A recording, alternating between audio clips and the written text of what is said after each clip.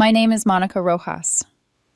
I'm 28 years old, and for the last 2.5 years, I thought I understood what love looked like. Or at least I thought I understood what it looked like with my boyfriend, Steven. We didn't live together. We had once talked about maybe taking that step next year. But honestly, something in me had been tightening, twisting, warning me that something wasn't right. I didn't want to admit it at first. It felt like betraying him to even think it. But intuition has a strange way of whispering before it screams. For months now, little things had been shifting. Steven's phone started living face down on tables even when we were alone. His notifications stopped lighting up. Eventually, he began closing apps the moment I walked into the room like he was putting away something fragile. He'd never been secretive before. Defensive maybe when he felt insecure, but not secretive. Not like this. He'd also started working late 3, sometimes 4 times a week. He said deadlines were brutal. His team was understaffed. His boss was pushing everyone harder than usual. Except, he'd never once mentioned anything about deadlines before, or staffing issues, or stress. It came out of nowhere, and every time I asked questions, normal questions, he would lash out with a level of irritation that didn't match the situation. And then there was the makeup. I don't mean mine, I mean hers. His female coworker, the one he suddenly started mentioning often, and then abruptly never mentioned again. The one whose name popped up in ways that felt rehearsed, too casual, too conveniently placed into a story about office lunches or brainstorming sessions. The one with the laugh he once described as annoying but kinda cute before quickly correcting himself and saying he didn't mean cute that way. Yeah, that one. I ignored the signs longer than I should have. Maybe because I loved him. Maybe because it's easier to stay in denial than to face the truth. Or maybe because I thought stupidly that love could be maintained simply by loving harder. But 3 weeks before everything exploded, fate stepped in. Steven left his laptop open on my couch while he took a shower. Normally, this wouldn't mean anything. I wasn't the type to snoop. I respected boundaries, trusted him. But a notification popped up across the screen. The test is this weekend. We'll see how she reacts. It was from a group chat. I shouldn't have clicked. I know that. But the preview alone was enough to make my heart pound with the kind of dread you feel when you realize the house you live in has been quietly shifting its foundation for years. One tap, one window, one thread that unraveled everything. His 2 best friends, both women, were discussing a plan they'd been crafting for weeks. A test. A fake breakup test. They wanted to see if I would tearfully beg Steven to stay. If I did, I passed. If I didn't, I was clearly not invested enough in him, and he should rethink the relationship before he wastes more time. Their words, not mine. But that wasn't even the worst part. Scrolling up, I found messages from 2 months earlier. Steven venting about how a coworker, yes, her, had been flirting with him. Except his tone didn't read like rejection. It read like fascination, like validation, like desire simmering under the surface. The screenshots between them were far worse. Her complimenting his shirts, him telling her she made work more fun, her calling him handsome with heart emojis, him saying he thought about her more than he should. I stared at the messages until my eyes blurred. My heart didn't break that night. It eroded, slowly, quietly, the way cliffs fall apart from the inside decades before the first rock ever drops. I didn't confront him, not then. I needed time. I needed to be sure. I needed to breathe through 3 weeks of pretending everything was fine while my chest felt like a fractured ribcage holding in something sharp. So when the night of the test came, I wasn't blindsided. I was ready in a way they couldn't have imagined. I arrived at his apartment expecting a normal evening takeout, a show laughter woven into familiar routines. His 2 best friends were already there. That wasn't unusual. They often hung out before going out together. But the way they looked at me tonight felt different. Too focused. Too alert, like they were waiting for something. I sat on the couch, scrolling through my phone, pretending not to notice the glances they exchanged. Steven muted the TV. The room fell silent. Too silent. "We need to talk," he said. His voice wasn't natural. It was stiff rehearsed, like someone practicing a breakup speech in a bathroom mirror. One friend subtly lifted her phone, angled toward me, recording. The other leaned forward like she was courtside at a championship game. I knew exactly what was happening. I forced my expression to remain neutral. "Okay," I said slowly. "What's going on?" Steven inhaled dramatically, like this was the most difficult moment of his life. "I've been thinking a lot, and I think we should break up. It's over. The silence afterward felt staged, manufactured, waiting for my reaction. His friends stared at me, expectant, hungry, prepared to judge my humanity based on whether I crumbled on command. What they didn't know was that I had already spent 3 weeks crying silently in the shower. 3 weeks losing sleep, 3 weeks mourning the relationship they were now treating like a science experiment. So instead of falling apart, I exhaled a breath I'd been holding far too long. "Oh," I said softly. Then with a relief so genuine it startled even me. "Thank God. Finally." Stephen's eyebrows shot up. His friends froze. I looked straight into his eyes. "Now," I said, my voice steady, "I can stop pretending I don't know about you and your coworker." The effect was instant. His friends' faces drained of color. One dropped her phone. Stephen's mouth fell open, like he forgot how to breathe. Their little test shattered in an instant. Their script burned to ash. And for the first time in weeks, maybe months, I felt free. For the first 4 days after I walked out of Stephen's apartment, my phone turned into a battlefield. It started that same night. 3 missed calls, then 5, then 9. Voicemails piling up while I sat in bed staring at my ceiling, letting the quiet settle into my bones. By morning, I had 14 new messages from numbers I didn't recognize, all variations of Stephen's voice.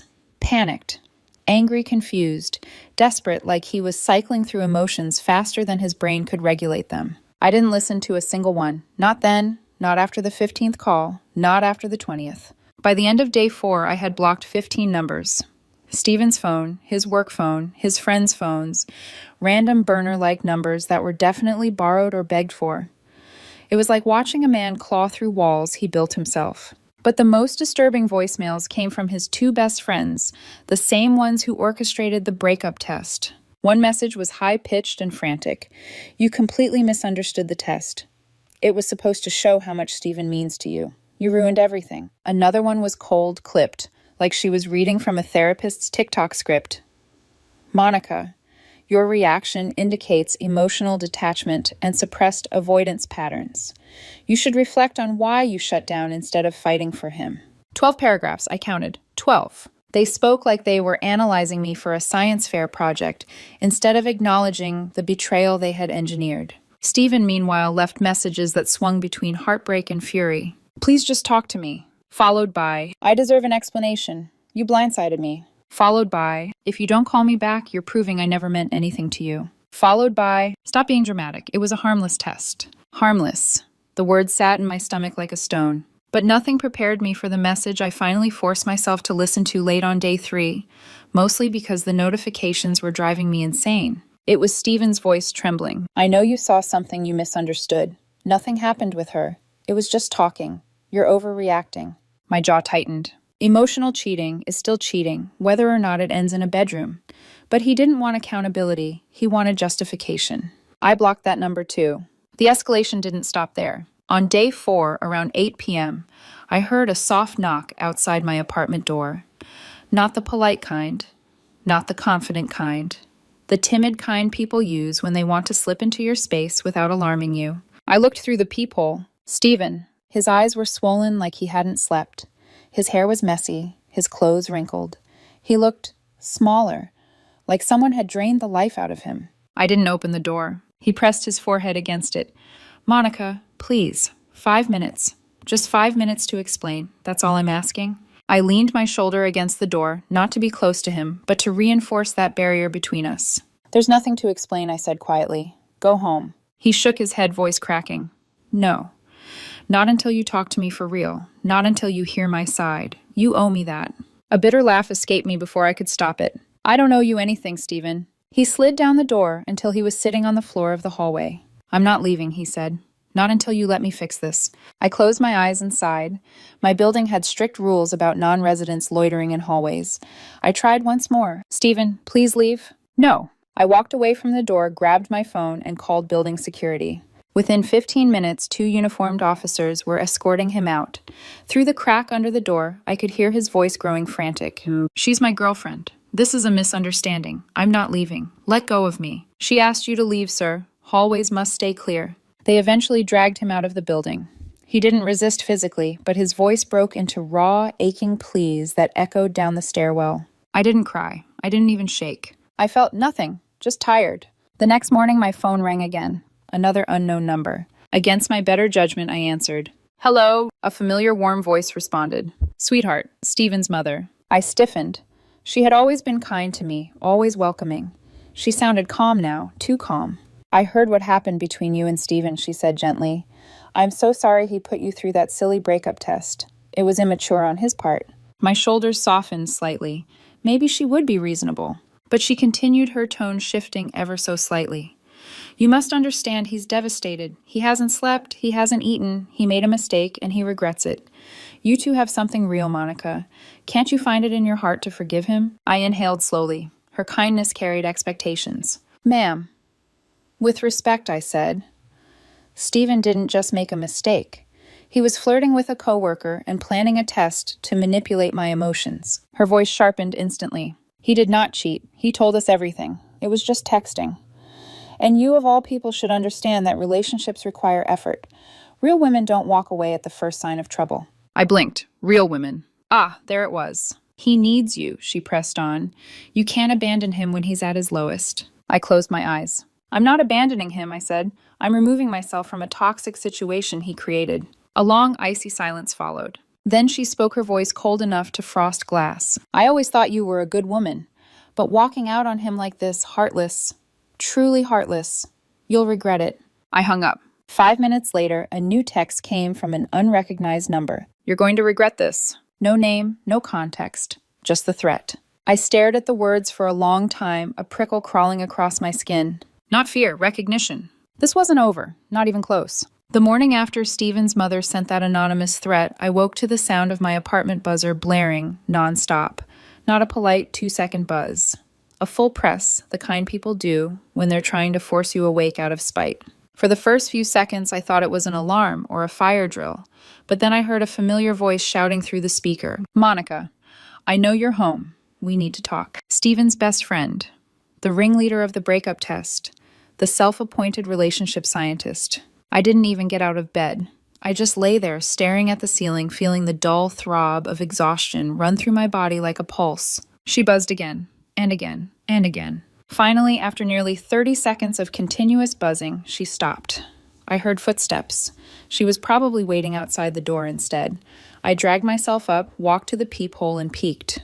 No one. For a moment, I felt relief, until I opened my curtains to let in some morning light and froze. She was leaning on my car in the parking lot downstairs, arms folded, face twisted with anger. I stepped back, hands trembling not in fear, but in sheer disbelief. This was escalation. Calculated escalation. I showered, dressed, and prepared to leave for work anyway. I wasn't letting anyone bully me into house arrest. But when I walked outside 30 minutes later and headed toward my car, she lifted her chin and stepped directly into my path. Good morning, I said coolly, refusing to give her the satisfaction of a reaction. Don't pretend you don't know why I'm here, she snapped. I unlocked my car with the remote, but she stood firmly in front of the driver's door. You know she tried to hurt herself, right, because of you. The words were a weapon, sharp, aimed. I stopped immediately. Is she okay? I asked, because no matter what happened, I wasn't heartless. Her eyes flashed with triumph like she'd found the button she wanted. Oh, now you care, she said with vicious sarcasm. Now you're concerned. Is she okay? I repeated, colder now. She shrugged carelessly. She's fine. It wasn't serious. But she hasn't been eating or sleeping. She had to take time off work.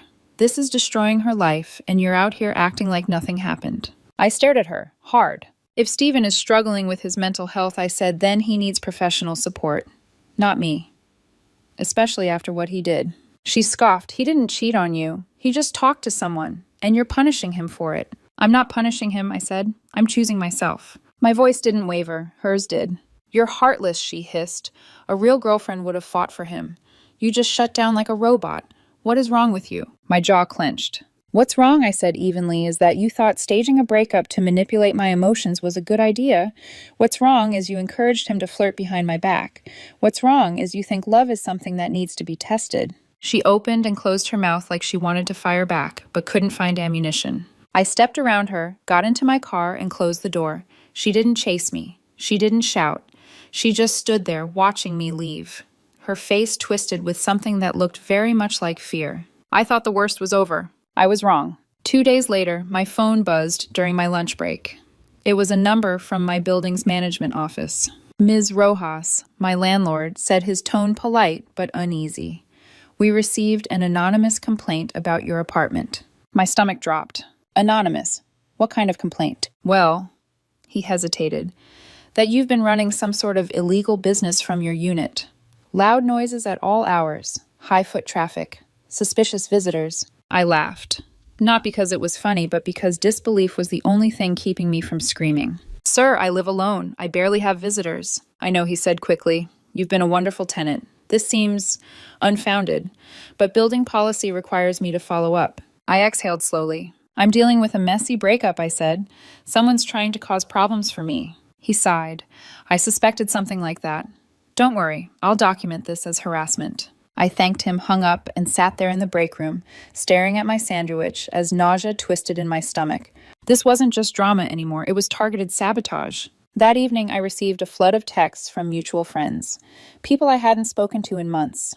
People who had taken Stephen's side instantly without question. What happened between you and Stephen? He said you were stalking him. You went through his laptop. Seriously. He says you emotionally abused him for years. I read every message twice, my pulse pounding, my hands shaking, with a mixture of rage and humiliation. He wasn't just reimagining the story. He was reinventing himself as a victim. The most painful message came from a friend who used to be close to both of us. He said you controlled him, monitored him, made him feel unsafe.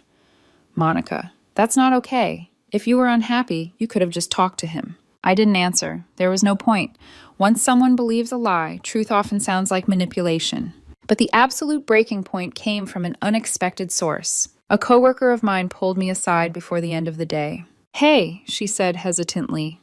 I didn't know how to bring this up, but I know someone at Stephen's office, and she said he's been telling people he's scared of you. Those words hit different, harder, sicker. He said what? That he's afraid you'll show up at his work, that you're unstable, that you've been trying to hack his accounts. I had to sit down. My legs wouldn't hold me. He was building a paper trail, positioning himself as the victim, preparing what a case, a preemptive strike, protection from consequences. My vision blurred for a moment, not from tears, from the sudden realization that if I didn't protect myself, things could get much, much worse.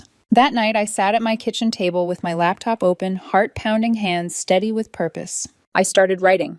Dates, times, screenshots, voicemails, buzz logs, parking lot confrontations, anonymous complaints, everything. Then I opened my email and contacted an attorney. By morning, I had my consultation. By noon, the lawyer confirmed what I already knew. I had more than enough for a harassment case. And by the end of the day, I had one unshakable thought pulsing through me. I had spent weeks letting everyone else control the narrative, but not anymore. The morning after my attorney finished reviewing everything, I received a PDF copy of the cease and desist letter. My name printed at the top, Stephen's name, and his two best friends listed as recipients, and a tone so sharp it could have sliced concrete. Reading it felt like exhaling after weeks underwater. It spelled out every instance of harassment, every attempted contact, every boundary crossed, every malicious action. It demanded they stop immediately, or legal action would follow. And for the first time since this nightmare started, I felt a flicker of power return to my chest. I signed it electronically. My attorney sent it out by certified mail, and then he said something that changed my entire strategy. You've been playing defense long enough. It's time to go on offense. He didn't mean revenge. He meant protection. He meant leverage. Because harassment doesn't stop when you ask it to.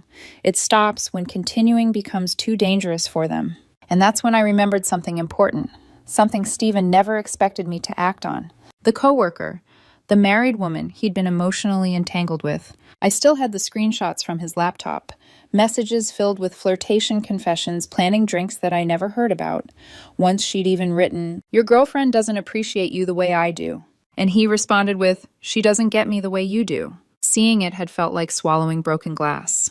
But now it was information. Information that could stop Stephen faster than any block button. I didn't want to destroy anyone's marriage. I wasn't going to tell her husband. I wasn't going to send anything to HR. But I needed her to be scared enough to intervene, to force Stephen to back off, to shut this down before he escalated to something irreversible. So I searched online, scrolling through her LinkedIn page, her company site, her public portfolio. Her contact information wasn't hard to find. She was very online. At 6:15 p.m., I sat on my couch, hands steady, heart steady, clarity, sharp as a blade. I dialed her number. Hello? Her voice was bright, casual, unsuspecting. Hi, I said quietly. You don't know me. I'm Monica Rojas, Steven's ex-girlfriend. Silence, and then a small, breathy, terrified noise. Oh, her voice dropped 2 full octaves. Why are you calling me? Because I want you to know, I said evenly, that I have screenshots of every message you sent him, and every message he sent you, including the ones where you talked about meeting behind your husband's back. Dead. Silence. You could have heard her heartbeat if you listened hard enough. I'm not calling to threaten you, I continued. I'm not calling to expose you. I'm not calling to ruin your life. I paused, letting her breathe. I'm calling to tell you that Steven and his friends have been harassing me relentlessly, showing up at my building, filing false complaints, spreading rumors. He even told his office I'm stalking him. She inhaled sharply. I didn't know he was doing all that. Of course you didn't, I said, but now you do. I leaned back, letting the calm settle into my voice like frost. And here's what's going to happen. You're going to tell him to stop. Completely. No more calls. No more texts. No more showing up. No more third-party messages. No more attempts to ruin my reputation. Nothing. She swallowed loudly into the phone. And if he doesn't, she whispered. Then I said those screenshots might end up in places you and he don't want them. HR, friends, family, or your husband. A strangled noise escaped her throat. That's blackmail. No, I said, my tone smooth. It's self-defense. I'm not asking for money. I'm asking for silence. That's it. I want him to leave me alone. Forever. A quiet, shaky exhale. I'll talk to him, she said. I'll make him stop. You need to understand something, I added. I don't want to escalate this. I just want peace. I know, she whispered. I'll handle it. And for the first time in weeks, I felt like I had taken control of my own story again. We hung up. I stared at my phone, feeling the adrenaline slowly drain from my veins. 24 hours later, Steven's constant messages and surprise visits vanished like they'd never existed. No calls, no texts, no buzzing at my door, no new fake numbers, no parking lot confrontations, no smear texts from his friends. The quiet was surreal, almost suspicious. But the universe wasn't done. 2 days after the silence began, my attorney forwarded me a letter from another law office, Steven's lawyer. A laugh sharp and disbelieving escaped my chest as I read it. The demands were ridiculous. $5,000 in compensation for emotional distress I allegedly caused him. A written apology admitting I had defamed him. Permanent deletion of all screenshots, messages, and documentation I had collected. A formal promise never to contact his coworker again. It was so delusional, it almost felt like satire. My lawyer's response, devastating. He outlined everything. The harassment Steven had inflicted on me. The false complaint to my landlord. The stalking and doxing behavior. The documented emotional affair. The fact that truth is an absolute defense against defamation. The fact that discovery in a lawsuit would place all of Steven's messages, including those with his coworker, into the public record. The extreme likelihood that Steven would end up paying my legal fees if he pursued anything. His lawyer went silent immediately. We never heard from them again. But the true unraveling didn't happen to me. It happened to them. 2 days later, I got a message from my coworker, the one who knew someone at Steven's office. Monica, I don't know what you did, but something major happened at Steven's job. Apparently, the female coworker, the one I had called, broke down in the middle of the office. She confronted Steven loudly, accused him of dragging her into his mess, accused him of throwing her under the bus to save himself, accused him of risking her marriage and career. In front of everyone. HR got involved immediately. The investigation was swift and brutal. Because this wasn't Steven's first emotional entanglement at work. He had warnings. He had complaints. He had a pattern. He was fired within days. The coworker wasn't fired, but she was placed on a performance improvement plan. Humiliated. Ostracized. Limping through the fallout of choices they both made. Their friend group fractured. One friend blocked me on everything, despite receiving a legal warning from my lawyer. Steven's mother told acquaintances that I ruined her baby's life. But for the first time in months, none of it touched me. I was free. Silence. Not the tense kind. Not the kind that comes before a storm. But the rare, delicate kind you don't realize you've been craving until it finally arrives. That was my life for the first full week after Steven lost his job. No unexpected knocks at my door. No buzzing intercoms at dawn. No cars idling outside my building. No anonymous numbers lighting up my phone. Just peace. A foreign, almost luxurious peace, settling into the corners of my apartment like sunlight through lace curtains. I didn't check social media. I didn't ask about him. I didn't search for updates. But the world has a way of delivering truth even when you don't go looking for it. 3 days into the silence, my coworker approached me in the break room with a hesitant expression. "Monica, you didn't hear this from me," she said quietly, closing the door behind us, but Stephen moved back in with his mother. I blinked. It wasn't surprising, but the image of him, a grown man returning home after imploding his life, it hit differently. "He's unemployed now," she continued softly. "Apparently the HR investigation was messy, and that coworker of his, her marriage is hanging by a thread." I leaned against the counter, letting her words settle. "Her husband found out?" I asked. "No," she said. "Not from you." But she confessed. She told him everything. I inhaled slow and steady. I didn't feel triumphant. I didn't feel vindicated. I didn't feel revenge satisfied. I felt tired, in that deep bone-heavy way you feel after carrying something far too long. "Are they separating?" I asked quietly. "Not officially," she said. "But they're sleeping in separate rooms. Counseling. It's bad." I nodded, not because I felt responsible, but because I felt human. What Stephen and his coworker did wasn't just about me. It rippled outward, into her life, her marriage, her home. Actions always ripple. People always forget that. By the end of the week, I received another unexpected update, this time from a mutual friend I'd always respected, someone who wasn't part of Stephen's inner circle of chaos. She texted me, "You probably don't care anymore, but Stephen's friends turned on each other." I stared at the message, not with satisfaction, but with a strange, reflective detachment. According to her, the two women who orchestrated the breakup test were now barely speaking. They were blaming each other for the plan going wrong, for letting Monica slip through their fingers, for not coaching Stephen better. Yes, they said that. They spoke like they were directors of a failed play, like I was a poorly cast actress who refused to follow the script. If she had reacted the way she was supposed to, she ruined everything. She sabotaged it. I didn't reply to the screenshots my mutual friend sent, but I read each message slowly, carefully, and a calm realization settled into me like warm water. People who treat relationships like experiments always end up bewildered by real emotions. Stephen wasn't the only person who had been manipulating me. He had help. He had enablers.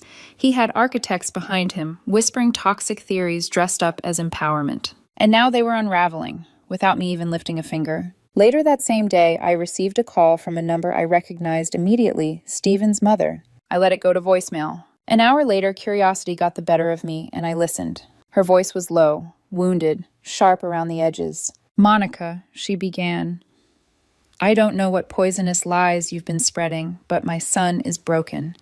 Broken. And you sit there acting like some perfect angel.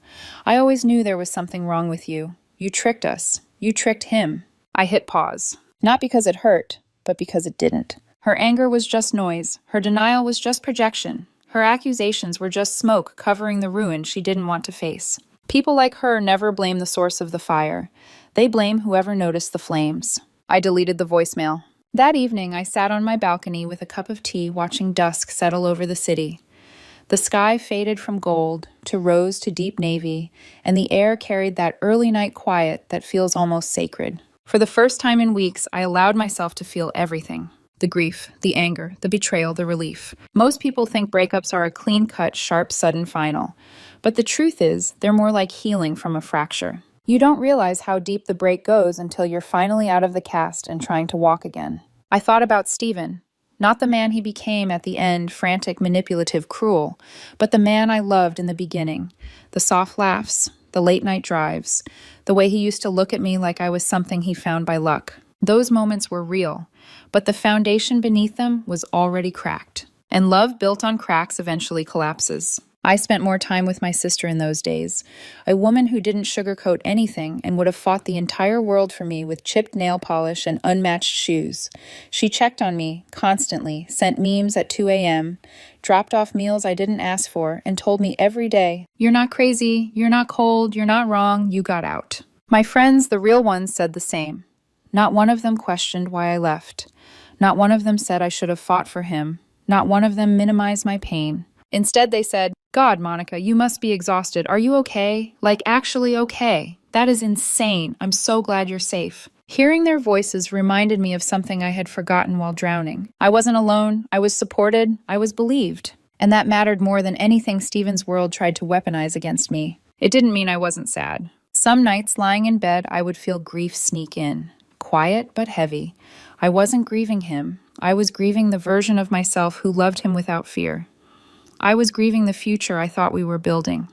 I was grieving the naivety that once felt safe. But even in those moments, I felt stronger than I had in months. Because leaving wasn't a moment of weakness. It was the first act of self-respect I had given myself in far too long. 3 weeks after everything ended, I opened my laptop and started writing again. Not a report, not evidence, not a timeline. A message. Not to Stephen, not to his friends, not to his mother. To the version of me who needed to hear the words I wish someone had told me earlier. When someone tests your love, it's because they don't trust it. When someone seeks validation elsewhere, it's because they don't value what they already have. And when someone makes you feel like you have to earn their affection, that isn't love. It's control dressed as vulnerability. Leaving isn't failing. Walking away isn't cruel. Protecting your heart isn't selfish. It's survival, and sometimes it's salvation. I closed my laptop and smiled softly to myself, feeling an unfamiliar but welcome warmth spread through my chest. Peace. Real peace. No noise, no chaos, no tests, no lies. Just freedom. My name is Isabel Harvey, and I am 36 years old. For most of my adult life, I've been the quiet force behind everything. Behind my marriage, behind our home, behind the version of life my husband Darren liked to display like an art piece. And for years, I convinced myself that being the quiet one was my strength. The stable woman, the dependable one, the one who remembered the renewal dates for the mortgage, who fixed leaky faucets on Sunday nights, who listened to Darren recount workplace dramas I barely had the energy to care about. I thought that was our dynamic. I was the steady foundation. He was the beautifully decorated building. It took one night, one humiliating, breathtakingly sharp moment to realize I wasn't the foundation at all. I was the floor mat he wiped his feet on before letting everyone else in. It was last Friday night. Darren was hosting one of his infamous dinner parties, except party was a generous term. Really, these were auditions. He curated the guest list like a casting director, selecting people who could elevate his social credibility. Finance people with expensive shoes. Influencers who pretended not to pose for photos, while posing for photos, people with names like Brandon and Nicole, the kind who measured worth in champagne labels, and who your tailor was. Normally, I made my obligatory 5-minute appearance, offered a polite smile, hovered near the kitchen island with a glass of wine, then disappeared into my office. It was a tax I paid for peace, my silence in exchange for Darren's version of harmony. But that night, something in the air felt different. I'd had a brutal week at work, deadlines, impossible clients, late nights. I was actually embarrassingly looking forward to a good meal, a real one. Not one I microwaved between meetings, even if it came with conversations about crypto trends or the superiority of oat milk lattes. When I walked into the dining room, everything glowed. The table sparkled gleaming silverware, spotless linen napkins, a floral arrangement dripping with self-importance. 6 guests sat around the table laughing in that way people laugh when they want to sound expensive. But as I scanned the table, I felt it immediately, a small hollow punch in my chest. There were 7 place settings. 6 guests. Darren. 7 plates. 7 perfect symmetrical spots. None for me. My eyes darted around. Maybe my seat was hidden. Maybe Darren. Put me near the kitchen. A side table. Some corner. Nothing. Just a deliberate void where I was supposed to exist. Darren saw me before I said a word.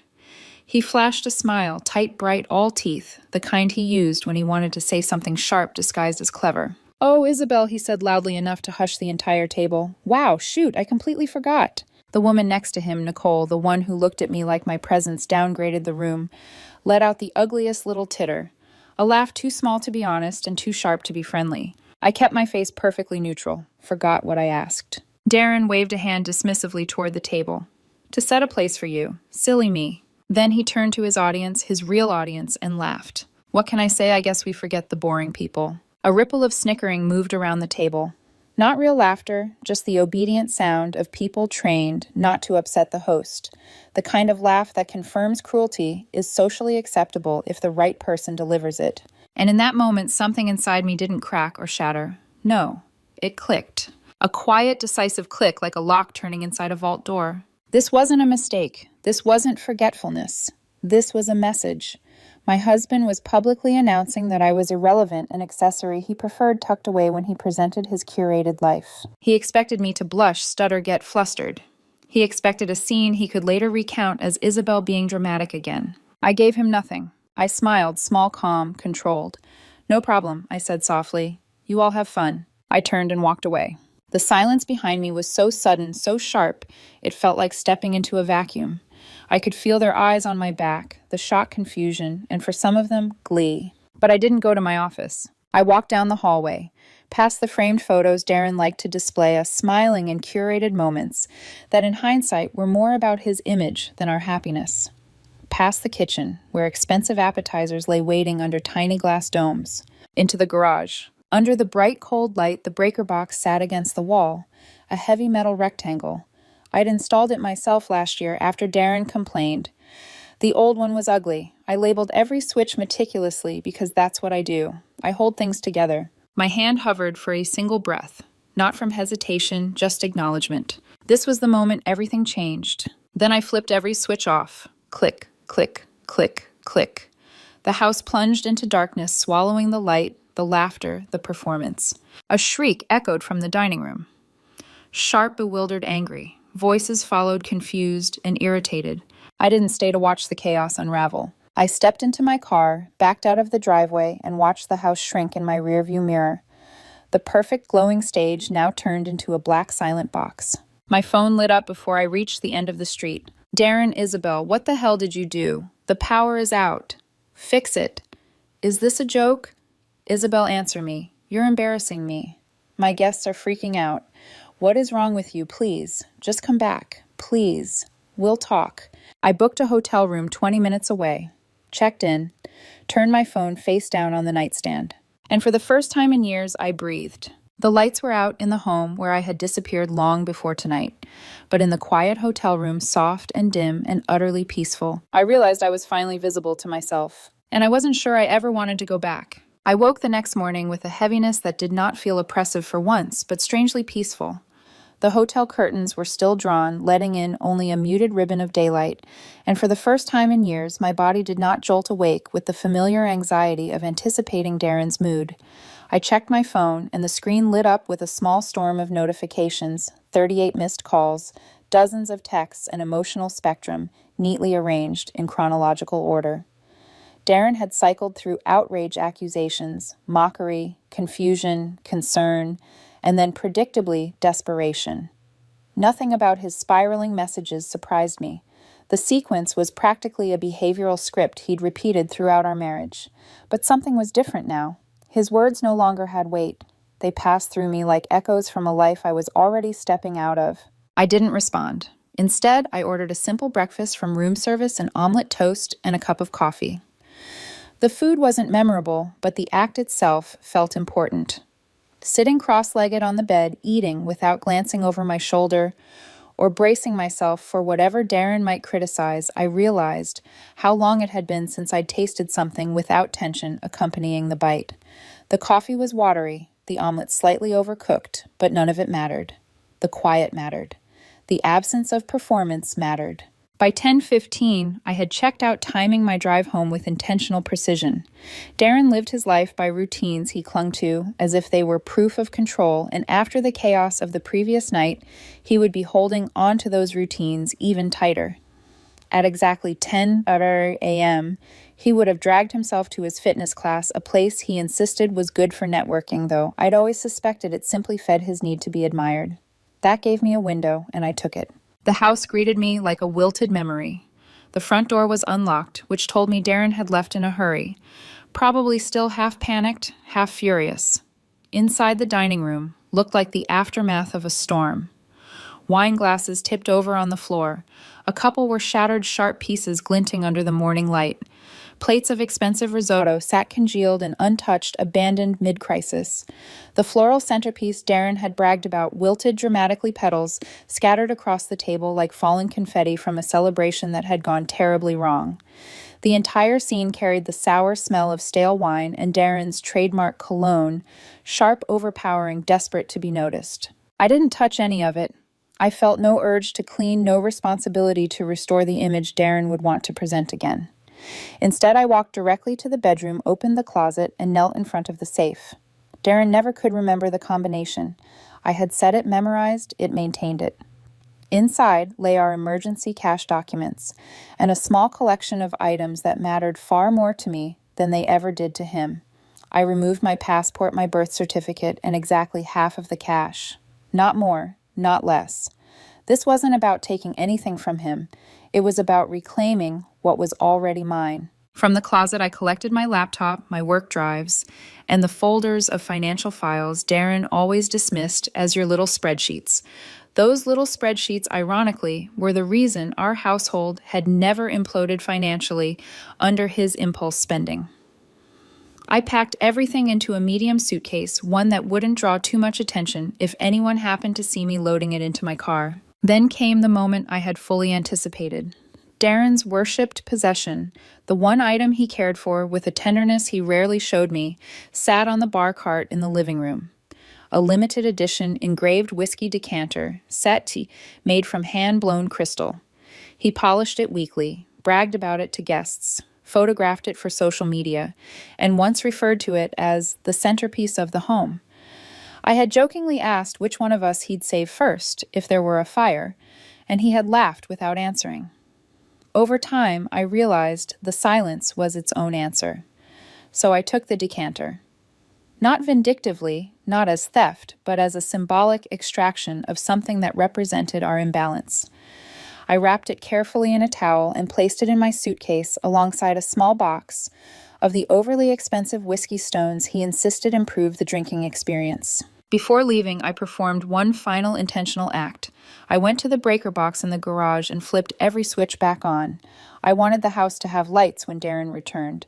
I wanted him to step into illumination and see not just the physical aftermath of the ruined party, but the absence of something else, of me, of my belongings, of the life he assumed would orbit him forever. Let him see clearly, maybe for the first time, what remained when I stepped away. I was in and out in less than 30 minutes. I drove straight to a storage unit I had rented earlier that morning, paid for with my personal credit card, not the joint one, and stored my suitcase and documents inside. Afterward, I checked into a different extended stay hotel under a separate account Darren would have no access to. When the lock clicked behind me, a soft but decisive sound, I felt a weight shift off my shoulders. Around 1:00 p.m., the call came. Darren's name lit up my phone, and this time I answered. His voice burst through the speaker, breathless and sharp. Isabel. Where are you? The power's back on, but did you come home? Did you? He stopped abruptly, and I heard his footsteps moving quickly across the hardwood as he realized something was missing. Then came the shriek. My decanter. Isabel. Where is my whiskey decanter? Did you take it? What is wrong with you? I didn't raise my voice. I didn't match his panic. I figured I might need it, I said calmly. For my new place. Silence followed. Heavy, stunned, the kind that coats the air before something breaks. When he finally spoke, his voice sounded nothing like the confident man who had mocked me in front of guests the night before. You're leaving me because of one stupid joke at a dinner party. Isabel, be serious. You're overreacting. No, I said. I'm responding. There's a difference. He sputtered through excuses, denial, desperation. I let him talk until he tired himself out. Then I told him I would be speaking to a lawyer. The breath he sucked in was sharp enough to hear. Nothing terrified Darren like consequences he couldn't charm his way out of. We exchanged no more words. I hung up. Then I blocked his number temporarily but necessarily. The first barrier in a boundary I had never allowed myself to build before. And as the afternoon light filtered into the room, I realized something startling and simple. I was beginning to feel free. The first cracks in Darren's carefully crafted narrative appeared less than 24 hours after I blocked his number. They didn't come from him directly. Those lines of communication were severed, but from everyone else orbiting his ego. By Sunday morning, my phone was lighting up with messages from his mother, his sister, his friends, even 2 acquaintances of his I barely knew. They all delivered some variation of the same chorus. How could you do this to Darren? He's devastated. He said you abandoned him without warning, Isabel. He's worried sick about you, and of course the subtle implication hidden beneath every carefully chosen word, this was my fault. Each message was a reminder of how easily Darren slipped into the role of victim when his control was threatened. He had always been a master storyteller when it came to himself. He simply never imagined the story would be challenged. I responded to none of them. I wasn't ready to be pulled back into his world through the familiar channels of pity, obligation, or guilt. Instead, I spent the next few days doing the quiet, difficult work of untangling my finances, researching attorneys, and mentally preparing myself for a confrontation I knew was inevitable. Darren loved narratives where he appeared wronged. He would never accept that I had actually chosen to leave. No, he would need a villain. And since I refused to continue playing the supporting character in his life, I already knew who he'd cast in that role. Getting a consultation with a reputable divorce attorney proved harder than I expected. Every office I called had long wait lists some weeks out, but I persisted until I secured one with a well-known attorney named Ms. Ruth Linwood, a sharp, composed woman in her late 40s who had a reputation for cutting through emotional chaos with surgical precision. When I arrived at her office, she didn't greet me with the sympathizing softness I had half prepared for. Instead, she shook my hand firmly, gestured toward a chair, and said, "Start from the beginning. Don't omit anything." So I did. I told her about the dinner party, the forgotten place, setting the public humiliation. I told her how Darren had chipped away at my sense of stability for years, making every slight seem small, every insult masked as humor, every demand phrased as a favor. I told her about the power outage, the frantic texts, the strategic timing of my return home, and the moment I took his prized decanter, the one item he seemed genuinely capable of loving. She listened without interrupting, only occasionally jotting down a note. When I finished, she leaned back, her expression unreadable. "This is not uncommon," she said matter-of-factly. "Manipulators escalate when they lose their audience. Documentation will be important. Every financial record, every message you still have access to, every example of his public posturing versus private behavior." She slid a packet of paperwork toward me. "This process won't be quick, and it won't be gentle, but it can be navigated if you stay steady." That steadiness was immediately tested. 3 days after our meeting, while I was sipping tea in my hotel room and reorganizing my files, there was a hard, insistent knock at the door. I froze instinctively, recognizing the rhythm, impatient, entitled, pounding just hard enough to intimidate. I looked through the peephole, and there he was. Darren. Red-faced, jittery, breathing heavily, as if charging up for a monologue. Running wasn't an option. Hiding was useless. I opened the door only halfway. "We need to talk," he announced, not asked, and before I could reply, he pushed past me and stepped into the room. He looked around with disgust as if the modest furnishings offended him. "So this is where you've been. Unbelievable." I closed the door behind him and kept my back straight, my voice even. "Darren, this is exactly why people have lawyers. We aren't having this conversation alone." He spun around, eyes blazing. "Your lawyer," he snarled. "You mean the one who sent me that ridiculous separation notice, sell the house, split the assets, spousal support. Are you out of your mind?" He began pacing his expensive shoes, thudding against the cheap carpet. "It's my home, Isabel. My life is there. You don't get to destroy everything because you were in a mood." "It's a joint asset," I replied quietly, "and neither of us can afford the mortgage alone. This is standard procedure." "No," he snapped, stopping short. "It's punishment, and it's insane. You're acting unstable, Isabel. You flipped the power off. You ran away. You're stealing things." I interrupted, my voice still steady. "I didn't steal anything. My attorney called it securing shared marital property." His jaw twitched. He didn't like hearing legal language turned back on him. "Spare me," he spat. "You've always been dramatic, but this is next level. You think any court is going to side with you? You think they'll overlook how cold you are, how antisocial, how you never participated in anything?" His voice climbed higher with each accusation, as though volume alone could turn a lie into truth. A year ago, his words might have pierced me. Now they just washed over me with the clarity of someone stepping out of a fog. "I'm done being manipulated, Darren," I said calmly. "I'm not afraid of you anymore." The shift was immediate. His aggression dissolved almost theatrically into wounded softness. His eyes glistened. His posture sagged. "Isabel, how can you do this to us?" he whispered, his voice trembling with calculated vulnerability. "After everything. 10 years of marriage, I thought you loved me." It would have been convincing if I hadn't watched him perform the same emotional transformation countless times to get out of consequences. The guilt, the softness, the illusion of fragility.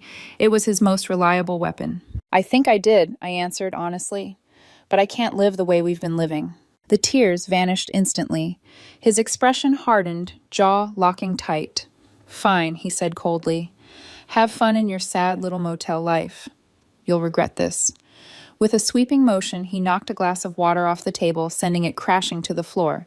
Then he stormed out, slamming the door so hard the frame shook. I exhaled slowly, staring at the water spreading across the carpet, soaking into the cheap fibers. I didn't feel triumphant. I didn't feel empowered. Not yet.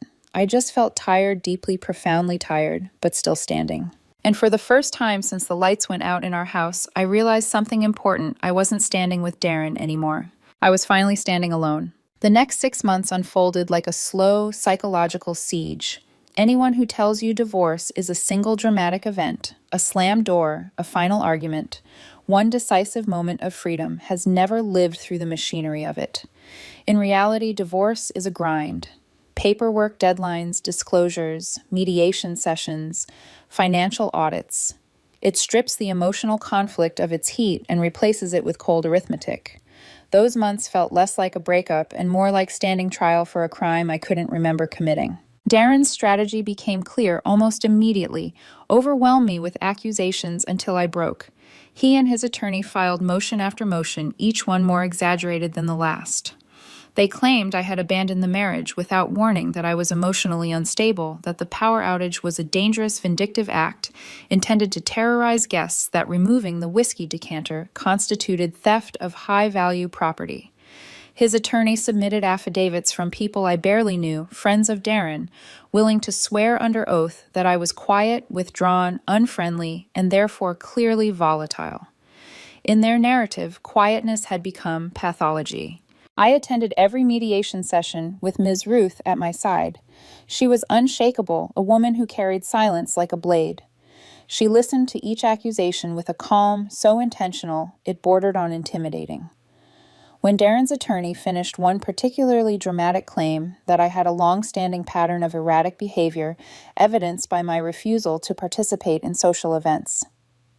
Ms.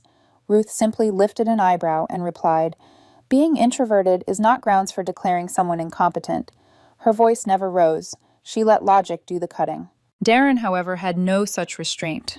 In the early sessions, he oscillated between anger and forced charm depending on who he believed was winning in the moment.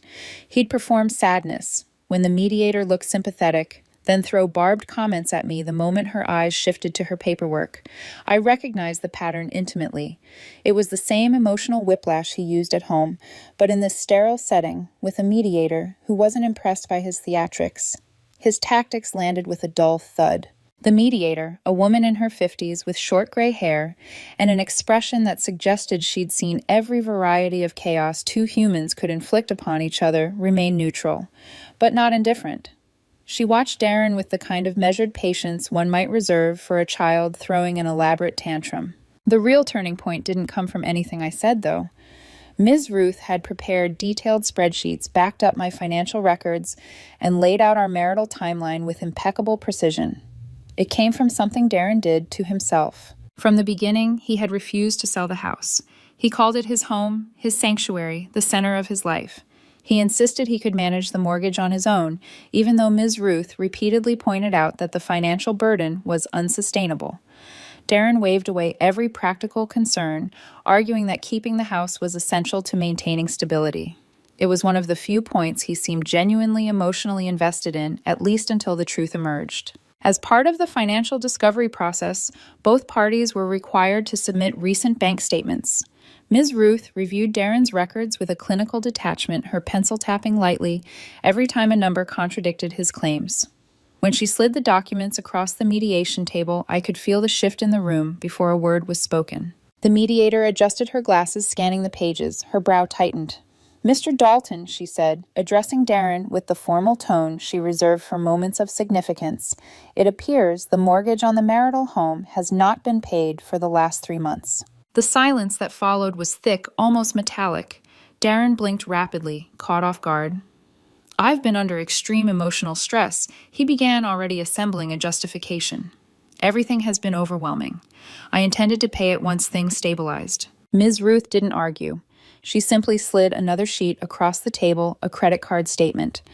While you were unable to make the mortgage payments, she said, her voice steady and perfectly neutral, you did manage to pay for a $3,800 weekend retreat at a luxury spa resort and a $2,400 handbag purchase at Keller and Sloan, and several upscale dinners with friends. The mediator's expression changed not to anger, not to judgment, but something quieter and more decisive disappointment.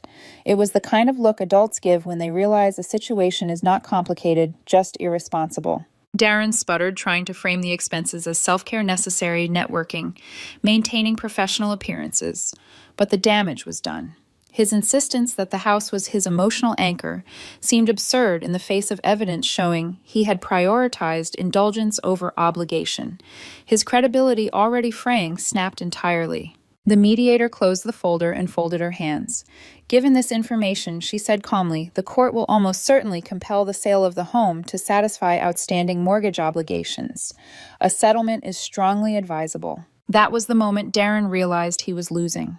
Truly losing. Not just the narrative, not just the upper hand, he was losing the image. The polished, curated version of himself he relied on so heavily. I watched the realization wash over him, draining the color from his face. For the first time in the entire process, he didn't perform. He didn't force tears or outrage. He simply sat there, stunned into a silence I had never seen from him before. What followed was quiet negotiation. No dramatic outbursts, no accusations. Just the inevitable folding of a man whose power had been built entirely on perception. Within an hour, he agreed to settle. The house would be sold. The assets divided according to state law. I would pay him spousal support for 2 years, far less than the decade he had demanded. There was no triumphant moment for me, no internal fanfare. I didn't feel victorious. I felt something else, something steadier, more grounded.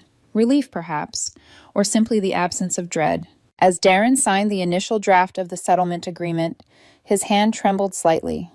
He avoided looking at me. For a man who lived his life craving admiration, the quiet finality of this defeat was devastating. When it was over, Ms. Ruth gathered the papers and gave me a small nod. Not congratulatory, simply acknowledging that I had survived something brutal. We walked out into the parking lot. The afternoon sun was warm, but not harsh. I stood for a moment breathing in air that felt cleaner than it had in months. The war, it seemed, was over, and though I was exhausted, worn thin in ways I hadn't yet fully processed, I knew one thing with absolute clarity. The person I had been in that marriage was gone. What remained was someone new, someone rebuilding. The settlement was finalized on a Thursday afternoon that felt strangely ordinary. No dramatic climax, no last-minute outburst, no final performance from Darren. Just signatures, polite acknowledgments from the attorneys, and a quiet closing of folders that signaled the legal end of a 10-year marriage. It struck me how anticlimactic the dissolution of a life could feel. After all the months of tension paperwork and emotional unraveling, the conclusion arrived not with thunder, but with a soft, administrative click. I walked out of the courthouse feeling lighter, but also oddly hollow, as though my body had not yet realized it no longer needed to brace itself. The house sold quickly, faster than I expected. It was a beautiful property, and Darren had always made sure it photographed well. Once the mortgage was paid off, the missed payments remedied, taxes settled, legal fees subtracted, and everything split according to the agreement. We each walked away with a respectable amount. Not life-changing, not unfair, just numbers on paper. I received my share without ceremony and moved into a modest, sunlit apartment on the quieter side of town. It was smaller than any place I had lived in during my marriage, but every inch of it felt like mine. No curated image hung on its walls. No immaculate dining table waiting to impress guests. No lingering scent of Darren's cologne marking territory. Just open space, blank white walls, and the slow, steady process of learning how to belong to myself again. The first few weeks were harder than I expected. Freedom, I learned, can be overwhelming when you haven't tasted it in a long time. There were mornings I woke up certain Darren was standing in the doorway ready to deliver one of his cutting remarks disguised as a joke. There were nights I lay awake wondering whether I had misremembered the worst parts of our marriage or exaggerated them in my mind. Emotional habits take longer to untangle than legal ones, but gradually the ghost of that old life began to fade. Silence became comforting rather than ominous. The absence of criticism felt like oxygen. I started cooking meals for myself again, not fancy, not for show, just for nourishment. I bought a cheap coffee maker and learned to enjoy its simplicity. It didn't foam milk or promise perfection. It delivered warmth, and that was enough. Not everyone supported my choices. Some friends quietly withdrew, unsure how to align themselves. Others openly disapproved parroting Darren's narrative or believing his carefully curated version of events.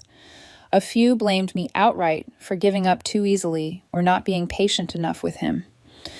These conversations stung at first, but eventually I began to see them differently. They were reminders of the emotional ecosystem Darren had built around us, a world where appearances mattered more than truth, a world where I was expected to be grateful for whatever role he assigned me. One afternoon, a month after everything was finalized, I went to the storage unit where I kept my remaining boxes. I unlocked the metal door and breathed in the cool, dusty air. Inside sat a mixture of practical items, files, winter clothes, kitchenware, and one object that drew my attention instantly, the whiskey decanter, Darren's prized possession. The one item I had taken deliberately, the one that represented so much more than glass and craftsmanship. I didn't know what to do with it. I still don't even now. I couldn't bring myself to display it, but selling it felt wrong too. It wasn't valuable in the way the world measures value. It was symbolic, a relic from a former life, a reminder of the shift that had taken place inside me. I wrapped it gently and set it back on the shelf. Some things take time to release. Some symbols need to linger a little longer before they lose their weight. News of Darren reached me occasionally through mutual acquaintances who hadn't yet chosen sides, or through people who enjoyed whispering updates disguised as concern. He had moved into a trendy downtown apartment half the size of the house he once insisted was his sanctuary, and was working longer hours to sustain the lifestyle he had crafted for display. He still posted curated snapshots of brunches, nights out, and rooftop gatherings, but the backgrounds were different now. Fewer people, fewer smiles, fewer signs of the life he once performed so easily. According to one acquaintance, his social circle had shrunk considerably since he no longer had a grand dining room to host his aspirational parties. Without a stage, the audience lost interest. I didn't feel vindicated hearing these things. If anything, I felt a kind of distant melancholy. Not for Darren himself, but for the years I spent believing his approval defined my worth. I mourned the version of me who stayed too long, tried too hard, and accepted too little. That woman deserved better, and it took losing almost everything to realize it. One morning I woke before sunrise and found myself standing barefoot in my kitchen. The apartment was quiet, washed in pale blue light. I brewed a simple pot of coffee, not espresso, not artisan, just ordinary dark roast. As I stood there, holding the warm mug in both hands, steam curling softly into the stillness, I realized I felt something I hadn't experienced in years: peace. Real peace. Not the brittle, conditional peace I'd lived with during my marriage, but a quiet, grounded sense of belonging to my own life. No expectations, no performances, no one measuring my worth against their own insecurities, no one calling me boring, no one diminishing my presence to elevate theirs. Just me, just Isabel. And in that still, unremarkable moment, I understood something profound and extraordinarily simple. Freedom isn't loud. It isn't triumphant. It doesn't arrive with applause or dramatic declarations. Freedom is a quiet kitchen. At sunrise, a cup of coffee that doesn't need to impress anyone, a life that finally feels like your own. Everything I lost was real, but everything I gained was irreplaceable. And for the first time in a very long time, I knew with absolute clarity that I was finally, wonderfully, unconditionally free. My name is Ashley Anderson. I'm 29 years old, and until very recently, I thought I was months away from marrying the love of my life. If you'd asked me just a few weeks ago, I would have told you I was lucky blessed even to have found someone as charming, attentive, and perfect as my boyfriend James. Here's how my story begins. My friends tried to warn me. Ashley, he's playing you. He's not who you think he is. He loves what you do for him, not you. But I didn't listen. Love makes you deaf in the most convenient ways. James and I had been together for 3 years. We were building a life, or at least I thought we were. The proposal came 8 months ago, a dream moment, an $8,500 ring he bragged about, showing off to his friends, and 1,000 promises whispered into my hair as he held me under the fairy lights he strung across the porch. I thought I'd found forever. He said yes to me with tears in his eyes. Real tears, I thought. Looking back, maybe he was just crying at how easy I was making his life. The wedding was scheduled for next month. Venue booked, deposits paid, invitations sent. I'd put down $15,000 on the venue alone, non-refundable, but I didn't care. I believed in us, believed in him, believed in everything we were building. He didn't contribute a single dollar, but he always had an excuse. My student loans are killing me. I'm saving for our honeymoon. I'll take care of things after the wedding, babe. And I believed him, because trusting your partner is supposed to be the foundation of a relationship, right? My best friend Lila wasn't subtle. Ash, check his phone. Something is off. No, I told her. That's an invasion of privacy. I trust him. The irony stings now. 3 weeks ago, there was a break-in 2 streets over, so I installed security cameras around the house, front door, back door, living room, driveway. A decent system with cloud storage motion alerts the whole package. I wasn't thinking about James at all. I was thinking about safety, about protecting the home we shared. When James came home that evening, he barely noticed the cameras. Just a shrug, and you're cute when you're paranoid. I remember laughing. God, I wish I hadn't. Last Tuesday, while I was at work, my phone buzzed. Motion-detected living room camera. 2:30 p.m. I assumed the cat knocked something over. I opened the app casually. What I saw didn't just make my blood run cold, it made my entire world tilt on its axis. James, on our couch, with someone who definitely wasn't a friend, coworker, or distant cousin he occasionally mentioned. It was his so-called cousin, the one who'd been helping him with wedding planning, the one he didn't want me to worry about, the one he insisted was basically family. They weren't planning a wedding. What they were doing is something no two cousins should ever be doing, ever. I watched for maybe 30 seconds before I closed the app. 30 seconds was all it took to rewrite the last 3 years of my life. My stomach twisted. My hands shook so badly I dropped my phone onto the office floor. I stumbled into a bathroom stall and locked myself inside, trying to breathe through the dizzying tunnel vision. Here's the thing about betrayal. It isn't the act itself that destroys you. It's the accumulation of every lie it retroactively exposes. Every book club night he claimed he didn't want to bother me with. Every late shift that now felt suspiciously timed. Every kiss goodnight that tasted like trust. Every moment he looked me in the eye and told me he loved me. He was loving someone else multiple times based on the motion history I later checked. 16 separate incidents over 3 months. 16. It wasn't an accident. It wasn't a mistake. It was a relationship playing out right under my roof. As I sat in that bathroom stall staring at the cold, tiled wall, something inside me shifted. Grief didn't come first. Clarity did. A sharp, icy clarity I'd never felt before. James wanted to play games fine. I could play quietly, strategically. With numb fingers, I started making calls. First, call the wedding venue. I need to cancel my reservation for next month. The coordinator sounded sympathetic but firm. Just a reminder, the $15,000 deposit is non-refundable. I understand. Please send the cancellation receipt to my email. Second, call the caterer. Non-refundable $3,000 deposit. Canceled. Third, call photographer. $2,500 deposit. Canceled. Fourth, call DJ. $800 deposit. Canceled. By 4:30 p.m., every vendor, every reservation, every detail James thought was waiting for him was gone. Total deposits lost $22,000, money I had paid entirely on my own. I didn't send him a text. I didn't write an explanation. Instead, I forwarded all 14 cancellation receipts to his inbox. No message, just those beautiful red words, non-refundable. At 4:47 p.m., the scream echoed through my phone. Not love, not remorse, not fear of losing me. Just pure raging panic over money he never even contributed to. That told me everything I needed to know. And it was only the beginning. By the time I pulled into the driveway after work, my phone had racked up a small mountain of missed calls and frantic messages. James wasn't subtle, he wasn't calm, and he certainly wasn't remorseful. He was pacing like a caged animal, hands flying, as if he were already mid-argument. The moment I opened my car door, he lunged toward me. "Ashley, what the hell is wrong with you?" His voice cracked with outrage, not heartbreak. "Do you even understand what you just did?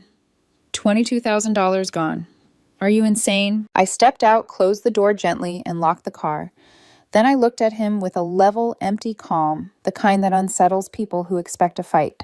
"Check the living room camera footage from Tuesday at 2:30 p.m., I said softly. "Then we'll talk about insanity." His face drained, not metaphorically, literally. His jaw hung slack, and for a moment he couldn't speak. I don't know what?" "You know exactly what I mean," I said. "You. Your so-called cousin, on our couch." He stumbled for words, blinking rapidly like he needed a reboot. "Ash, wait, listen. It's not what you think. We were just talking and things looked weird on camera. You're misunderstanding." "I saw all 16 incidents," I replied. That number hit him like a physical blow. His lips parted, but nothing came out. "You've been spying on me," he finally hissed. "That's creepy, Ashley. You seriously need help." "The cameras are for security," I said. "You watched me install them. You joked about them." He opened and closed his fists, pacing in tight circles. "You can't just cancel our wedding. My whole family knows. What am I supposed to tell people?" "Tell them the truth," I said. "Tell them you got caught." He glared at me, disbelief twisting into anger. "You're being petty." I walked past him toward the house. He followed, shouting behind me, angrier each step. Inside, his voice only grew louder. "You're seriously ending everything over this. You're not even trying to fix it. Everyone slips up. Sometimes it's not that big of a deal." That made me laugh under my breath, a sound he clearly wasn't expecting. He paused, thrown off balance. "You're more upset about the money than about losing me," I said quietly. His silence was the confirmation. He left that night, slamming the door hard enough to rattle the frame. I changed the locks the next morning. It cost me $180 and zero regrets. The next morning, he reappeared in the kitchen as I brewed coffee. He had let himself in using the old key, still pretending he had a place in this home. His eyes were red, his face puffy, an expression I recognized instantly. Not grief, performance. "Ash, can we talk? Really talk?" "No," I said. "There's nothing left to talk about." He stepped closer, adopting the soft tone he always used when he wanted something. "It was a mistake, a dumb moment. It didn't mean anything. I love you." "I checked the footage," I said.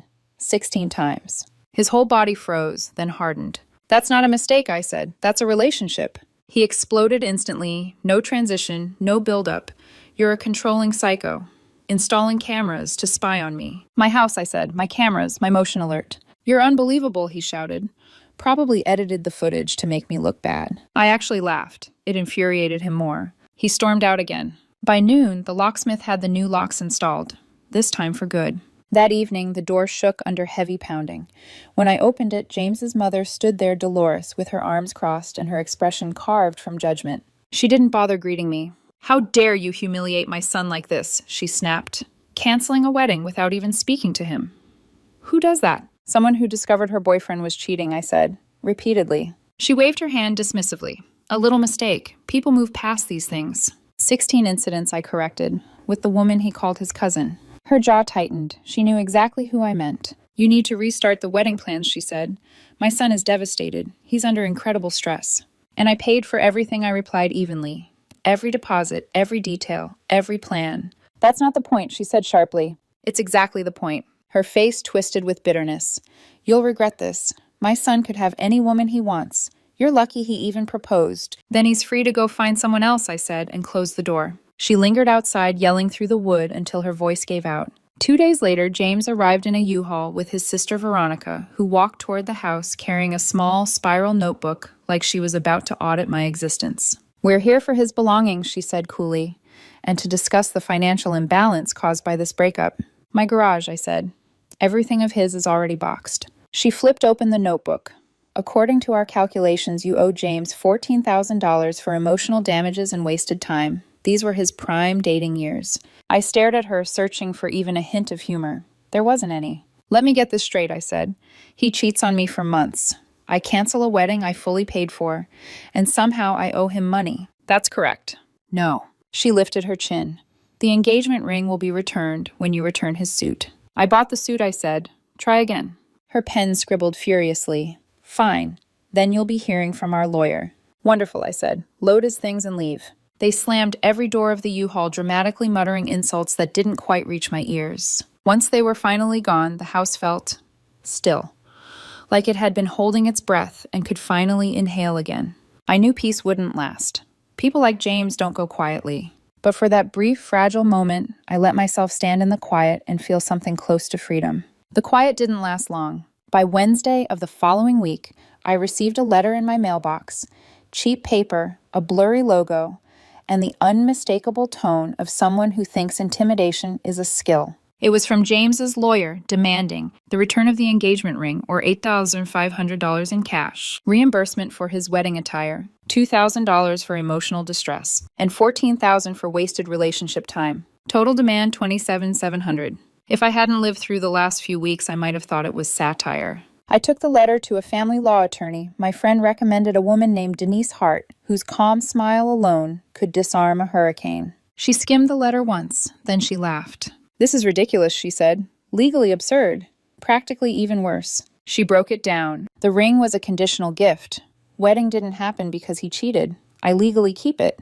His suit a gift I'd paid for. He had no claim. Emotional distress and wasted time, not a thing. Not like this. And defamation, I hadn't said a word publicly. Meanwhile, I had video evidence. She drafted a response that was professional, spine-chilling, and beautifully surgical. It cost me $400, worth every penny. Her letter went out Thursday. By Friday afternoon, the universe decided to add a new flavor of chaos to the mix. My phone rang a call from building security at my workplace. "Ms. Anderson." "There's a man in the lobby claiming to be your fiancé," the guard said. "He's causing a scene." I closed my eyes, exhaled. "He's my ex. Please ask him to leave." I watched through the security monitor as James argued with the guard, crying dramatically, gesturing wildly, demanding to see me. People were staring, whispering. He stayed for nearly 10 minutes before security escorted him out. My boss called me into his office afterward. "Ashley, is everything okay? Do you need some time?" I appreciated his softness. It contrasted so painfully with James's escalating chaos. "I'm okay," I said. "Just dealing with personal matters." He nodded. Let me go back to work. But inside, I felt like the walls of a life I'd once carefully constructed were beginning to tilt under the weight of someone else's desperation. I should have known it wouldn't stop there. Saturday morning at 9 a.m., I heard familiar voices outside my window. When I peeked through the curtain, James's parents were on my porch, both of them this time. They rang the bell nonstop, knocked, shouted. I didn't open the door. I wasn't in the mood to be told yet again how I should be grateful to have been cheated on by their precious son. "We know you're in there," his father shouted. "This isn't over, Ashley. You owe our son answers." I called the non-emergency police line. "There are people at my door refusing to leave," I said calmly. "Ex-boyfriend's parents." A patrol car arrived 20 minutes later. The officer took one look at them, one look at me, and understood everything. The father tried to argue that this was a private family matter. The officer shut him down quickly. "She's asked you to leave," he said. "This is her property. You're trespassing. Leave now or face a citation." They left shooting me, looks that felt more like curses than expressions. I thought maybe, just maybe, that would be the peak. But the universe said not yet. Sunday morning, 7 Huzru a.m. My doorbell camera pinged with movement. Motion detected garage. I opened the live feed. James's cousin, the woman from the footage, was outside, hunched over, trying to pry open the garage door with something metal. My stomach tightened. Not fear, anger, exhaustion. The realization that stupidity had fully transformed into criminal desperation. I dialed 911. "There's a woman attempting to break into my garage," I said. "I have her on camera right now." Police arrived fast. They caught her still gripping the tool mid-pry. She stammered excuses, something about retrieving her property from the garage, which apparently meant a box of yearbooks she had left at James's childhood home 10 years ago. I pressed charges. Later that afternoon, my phone rang from an unknown number. I answered and immediately regretted it. "Ashley." "Please," the woman sobbed. "Don't do this. I didn't mean to break anything. I was just trying to help James. Please drop the charges." "No," I said. "You attempted to break into my home. That has consequences. You're being vindictive. He's heartbroken, and you're destroying his life." I hung up. Minutes later, James's new lawyer sent another letter, this time accusing me of breaching the wedding contract and owing James $22,000 in damages for canceling the wedding. My attorney responded 2 hours later. His infidelity voided any implied agreements. I had video evidence. His family and mistress were harassing me Any further attempts would result in a restraining order and a request for legal fees. The silence that followed was immediate and satisfying. But the calm only lasted 5 days. By the next Wednesday, a new issue surfaced: the engagement ring. James still hadn't returned it. My lawyer sent a demand letter: return it within 10 days or be sued. The response came from James's side. He will return the ring once Ms. Anderson pays $5,000 for storage and emotional attachment. I actually laughed. My lawyer did not. She sent a scathing response threatening civil liability, potential theft charges, and immediate legal escalation. The next day, the ring was dropped off at her office. No box, no note. Just the ring tossed into a plastic sandwich bag, petty to the very end. And even then, the story wasn't finished. 6 weeks earlier, I thought I was designing a wedding. Now, I was navigating a battlefield I never volunteered for. But even wars eventually slow down, and when they do, the quiet feels strange, like hearing your heartbeat too loudly after a long, deafening storm. The first real silence came from the courthouse. James's cousin, his not-so-secret partner, pled guilty to misdemeanor trespassing. The attempted burglary charge was reduced, but the consequences were still heavy. 6 months probation and 100 hours of community service. I didn't attend the hearing, but I saw photos online. She stood beside James, and they walked out together. I stared at the picture for a long time, not out of pain, but recognition. This was who they were. When people show you their alliances, believe them. A few days later, a different kind of storm arrived. Someone called my mother who lives several states away. My mother who had met James twice and was polite only out of manners. My mother who absolutely did not ask to be dragged into the debris of this breakup. She called me that night with a tight voice. I received 3 calls from a woman claiming you ruined her son's life, she said. Is this about James? I couldn't help it, I laughed. A tired, broken, incredulous laugh. Mom, he cheated, I said. I have video evidence. She exhaled slowly. In that case, I'm blocking her. And if she calls again, I'll have a few words she won't like. She did block her, but the attempted manipulation didn't stop. 2 days after that, my best friend Lila called me laughing so hard she could barely speak. You are not going to believe what just happened, she said through giggles. James's sister just messaged my boyfriend asking if we could convince you to financially support James because he's struggling. I blinked. Come again? She said, and I quote, Ashley owes it to him since she damaged his reputation and future earning potential. I covered my mouth to muffle the sound that escaped. It was somewhere between a laugh and a groan. Lila continued. I told her, no offense, but your brother destroyed his own reputation when he tried to marry a woman he was cheating on. She blocked me. I leaned back on the couch, staring at the ceiling. The entitlement wasn't just genetic, it was generational.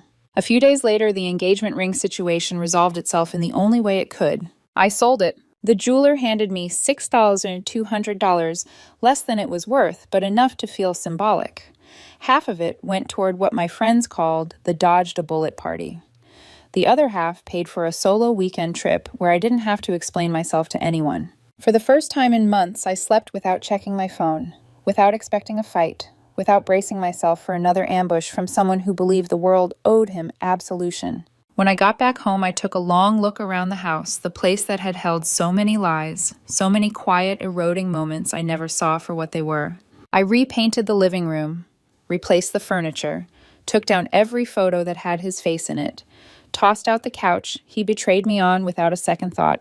Each change made the place feel less like our home and more like mine again. The silence became comforting. Every day the air felt lighter. But life has a way of checking if the wound has truly closed. It happened at the grocery store. I walked into the produce aisle and froze. James was there. With her. She saw me first. Her hand tightened around his arm and she whispered something urgently. He turned, eyes widening for a split second before he straightened his posture as if trying to regain some dignity. I didn't flinch, didn't even change my expression. I picked up my basket and walked past them without breaking stride. He opened his mouth as if to say something, but she tugged him away. Smart choice. The truth was simple. I felt nothing. No pain, no anger, just a quiet, steady certainty. I had survived the worst parts of him, and he was someone else's responsibility now. Later that night, I sat on my new couch, lights low, sipping tea, letting the silence settle around me. A different kind of silence. One that felt like peace instead of aftermath. For the first time, the house didn't feel haunted. It felt like a beginning. The wedding date that should have been came and went like a regular Saturday. No pang in my chest, no what-ifs, no tears. Just silence. The kind of silence that feels earned. I woke up that morning and realized something profound. The grief was gone. The anger dissolved. The disbelief had faded into a distant, almost absurd chapter of my life. For the first time since everything fell apart, I looked in the mirror and saw myself, only myself. Not the version James needed. Not the version I molded myself into for his comfort. Just Ashley with clear eyes and a steady heartbeat. I made coffee, fed the cat, opened in the windows, let the sun warm the furniture he'd never touched. And I didn't think about him. Later that week, I met someone for a casual drink. Nothing serious, nothing defined, just two people talking about their favorite movies and terrible childhood haircuts. I didn't flinch when he asked questions. I didn't panic when he laughed. I didn't apologize for being cautious. I was learning to date without losing myself, learning to trust in measured pieces earned, not given blindly. My friends teased me gently, but I let them. It felt good to be teased. It felt normal. Trust would come back in time, not quickly, not easily, but honestly. A few days later, I received the final letter from my lawyer confirming that all harassment attempts, legal threats, and communications from James's side had ceased. The case file was closed. Nothing pending, no claims left, no loose ends. Silence finally meant peace, not tension. I took stock of everything I'd lost and everything I'd kept. Total financial damage: $22,000 in wedding deposits, $3,000 in home changes, $400 in legal fees, $6,200 received from selling the ring. Net loss $19,200. A brutal number on paper, but in reality, it was the price of freedom. I would have paid twice that to avoid marrying a man who saw me as a bank account with a heartbeat. A man who cheated freely because he believed he'd never face consequences. A man whose family treated accountability like a personal insult. He didn't value me. He valued what I gave him. The difference was everything. One night, a friend asked me, if you could go back before the cameras, before the footage, would you still want to know the truth? I didn't hesitate. Yes, I said. Every time. Because the truth, even when it's devastating, is a doorway. A clean cut instead of a slow rot. And those cameras, they didn't ruin my future. They saved it. A week later, I cleaned out the last drawer in the guest room, the only space I hadn't touched since he left. At the back was a small wooden keepsake box he'd given me on our first anniversary. Inside were old notes, movie stubs, a keychain scribbled promises on cheap paper. I stared at it for a moment, not with nostalgia, with awareness. It was a box of the version of us I wanted to believe in, not the one that existed. I closed it gently and dropped it into the trash. It didn't hurt. It felt like exhaling after holding my breath for months. To mark the moment, I stepped outside onto the porch. The air was cool, the sky a deep velvet blue. Cars passed quietly. Somewhere a dog barked. Life continued without demanding I participate in its chaos. I stood there a long time, letting the night wrap itself around me. The world felt wide again, possible again. I wasn't broken. I was rebuilding with intention this time. And as I stood there, I realized I wasn't looking back anymore. The past had already burned itself out. I was walking forward away from him toward myself.